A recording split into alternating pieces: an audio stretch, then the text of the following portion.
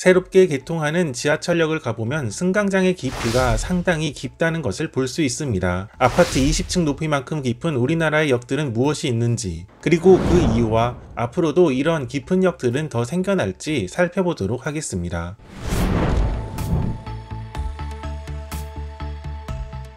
우선 우리나라의 깊은 역들의 사례를 살펴보면 본격적으로 지하철 깊이가 깊어진 것은 2기 지하철 건설 이후부터였습니다. 그 이전 1호선에서부터 4호선 중에서는 2호선 이대역이 지하 28m, 3호선 충무로역이 지하 27m의 승강장이 있습니다. 사실 이 두 역도 실제 이용해보면 긴 에스컬레이터로 연결되는 것을 볼 수 있는데 2기 지하철로 넘어오면 이런 깊이는 자주 볼 수 있는 풍경이 됩니다. 지하 30m보다 더 깊이 승강장이 있는 사례를 살펴보면 다음과 같습니다. 국내 지하철역 중에서는 보통 지하 50m 깊이까지 깊어지는 경우도 있고 가장 깊은 사례는 지하 64m 깊이까지 깊어집니다. 서울 시내에 있는 역 중에서 깊이가 가장 깊은 곳은 공항철도 서울역입니다. 깊이는 지하 51m 정도에 달합니다. 실제로 이용을 해보면 출구에서부터 지하철 승강장까지 깊고 긴 에스컬레이터가 쭉 이어진다는 것을 볼 수 있는데 지하 7층에 있는 승강장에서 지상까지 여러 번 계단이나 에스컬레이터를 이용해야 합니다. 서울 6호선 버티고개역 역시 승강장 깊이가 상당한 편입니다. 출구에서부터 승강장까지 총 4번의 계단이나 에스컬레이터를 타고 내려가야 하는데 특히 지하 2층에서 지하 3층에 이르는 에스컬레이터는 상당히 깊고 긴 편입니다. 다만 버티고개역의 경우 지반 특성과 깊은 깊이 등으로 인하여 승강장이 터널 형태로 이루어져 다른 역들에 비해 다른 분위기를 보여준다는 특징도 있습니다. 5호선 여의나루역이나 마포역 역시 승강장 깊이가 상당히 깊은 편으로 역시 여러 번 계단과 에스컬레이터를 이용해야만 승강장으로 내려갈 수 있습니다. 이 두 역의 경우 한강 하저터널과 연결됨에 따라 승강장이 깊어졌음을 안내하는 안내 표지판이 설치되어 있다는 특징도 있습니다. 5호선 신금호역, 7호선 숭실대 입구역 역시 승강장 깊이가 만만치 않게 깊은 편입니다. 신금호역은 지하 42m에, 숭실대 입구역은 지하 44m의 승강장이 있습니다. 특히 신금호역의 경우 승강장이 지하 8층에 위치하고 있다는 특징도 있습니다. 서울을 벗어나 경기도로 가면 앞서 소개한 역들보다 더 깊은 역이 있는데 바로 8호선 산성역입니다. 역 이름만큼이나 승강장 깊이가 상당히 깊어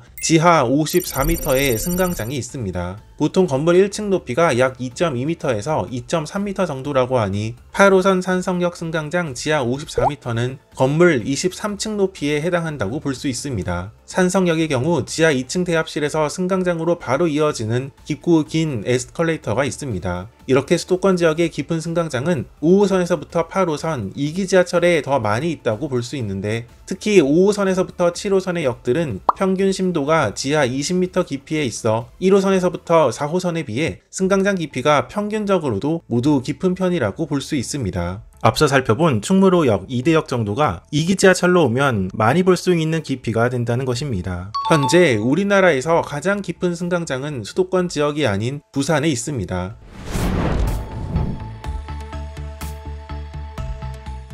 바로 부산 3호선 만덕역으로 깊이는 지하 64m에 달합니다. 아파트 27층 높이라고 할 수 있으며 깊이는 물론 지하 8층에 있는 5호선 신금호역보다 한층 더 많은 지하 9층에 있어 최다 층수역이기도 합니다. 다른 역들과 마찬가지로 이 역 역시 엘리베이터와 에스컬레이터가 모두 설치되어 있으나 승강장의 깊이가 워낙 깊고 이 역은 승강장에서 대합실로 올라가는 엘리베이터가 무려 5대나 설치해 놓아서 에스컬레이터는 막아두고 엘리베이터를 이용해서만 승강장과 대합실을 오갈 수 있다는 특징이 있습니다. 엘리베이터 대수도 많고 이 역의 하루 이용객이 10,000명 정도로 그리 많지 않기 때문에 엘리베이터를 이용하는데 그리 오래 기다리지는 않는 편입니다. 실제 이용할 수는 없지만 만덕역 대합실에서 승강장으로 이어지는 에스컬레이터는 무려 4번 바꿔 타야만 승강장으로 내려갈 수 있다고 하며 비상계단의 경우 계단만 300개에 달한다고 합니다. 다만 주변 아파트 개발 등으로 인해 이 역의 이용객이 증가 추세에 있어 에스컬레이터 가동을 원하는 의견도 있었으나 이 에스컬레이터가 가동한 지 한참 되다 보니 다시 에스컬레이터를 가동하는 데에도 어려움이 있다고 합니다.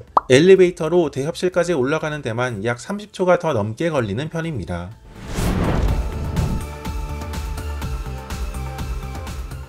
사실 지하철의 깊이가 깊어지는 것은 여러 이유가 있습니다. 크게 보면 4가지가 있다고 볼 수 있는데, 우선 기존 지하철이 지나가고 있는 지역에 새로운 전철 노선을 만들려면 기존 지하철 하부를 통과해야 하는 관계로 승강장이 깊어지는 경우가 많습니다. 그렇지만 앞서 살펴본 신금호, 버티고개, 숭실대 입구, 산성, 만덕역 등은 모두 여기 위치한 곳이 고지대에 있어서 승강장의 깊이가 깊어진 사례에 해당합니다. 예를 들어 이러한 지형이 있는 곳을 지나야 할 경우 자동차라면 언덕길을 따라 높은 경사를 올라갈 수 있지만 지하철은 이런 방식으로 지나갈 수 없습니다. 그 이유는 열차 자체의 무게도 무겁고 무엇보다 철제 바퀴로 달리는 특성상 마찰력이 낮아 이러한 경사를 올라갈 수 없기 때문입니다. 따라서 이렇게 급경사가 이어지는 곳에 정거장을 만들어야 한 경우 아무리 지하철이 급경사를 올라가도 그 한계가 있기 때문에 자연스럽게 승강장의 깊이가 깊어지는 것입니다. 8호선 남위례역에서 산성역으로 올라가는 방향을 보면 급경사의 오르막이 계속 이어지는 것을 볼 수 있는데, 남위례역은 지상에 있는데 산성역은 지하 54m로 그 깊이가 극과 극인 것은 바로 이러한 지형적인 이유 때문입니다. 부산 3호선 만덕역 역시 역 밖으로 나와보면 역이 상당히 고지대에 위치하고 있다고 볼 수 있고, 그래서 승강장의 깊이가 부득이 깊어질 수밖에 없었습니다.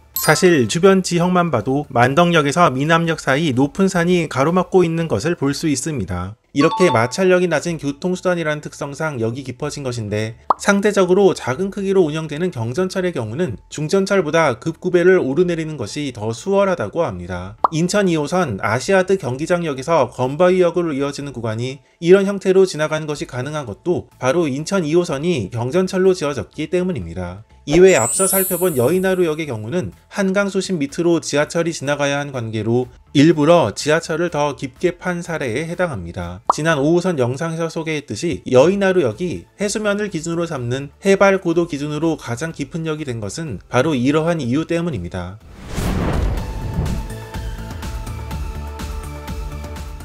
이렇게 현재 우리나라에서 깊은 지하철역을 살펴보았는데, 앞으로 개통하는 철도 노선 중에는 만덕역보다 더 깊은 지하철 승강장이 계속해서 생길 예정입니다. 우선 내년 개통을 목표로 하고 있는 서해선 역시 승강장의 깊이가 상당한 편이라고 합니다. 한편 현재 공사가 진행 중인 GTX A 노선, 7호선 청라 연장선, 신안산선은 모두 기본적으로 대심도로 공사가 진행 중이라고 합니다. 보통 지하 40m보다 더 깊은 곳에 지어지는 경우를 대심도라고 합니다. 대심도로 지어지면 보상비를 포함한 사업비를 줄일 수 있으며 사업기간 단축 등의 장점이 있다고 합니다. 또 노선 선형을 더 자유롭게 할 수 있는데, 특히 GTX A 노선이 이렇게 시내를 쭉쭉 직선으로 뻗어 빠르게 이어줄 수 있는 것은 바로 대심도로 지어지기 때문입니다. 대신 승강장의 깊이는 더 깊어지는데, 신안산선 가칭 시흥 사거리역의 경우 지하 78m 깊이의 승강장이, 7호선 청라 국제도시역의 경우는 지하 67m 깊이의 승강장이 만들어진다고 합니다.